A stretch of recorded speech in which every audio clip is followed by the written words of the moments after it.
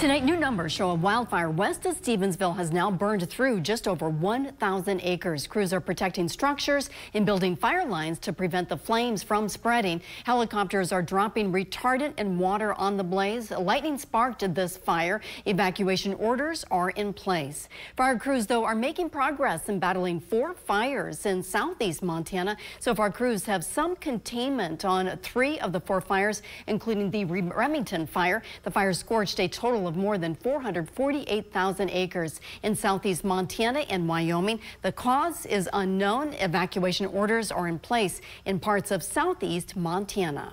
And NBC Montana always working for you to cover wildfires in our area. For complete coverage, just stay with NBC Montana on air. Also, visit NBCMontana.com for wildfire warnings, maps, evacuation details, everything you need to stay safe during wildfire season. And be sure to follow us on social media for the latest updates.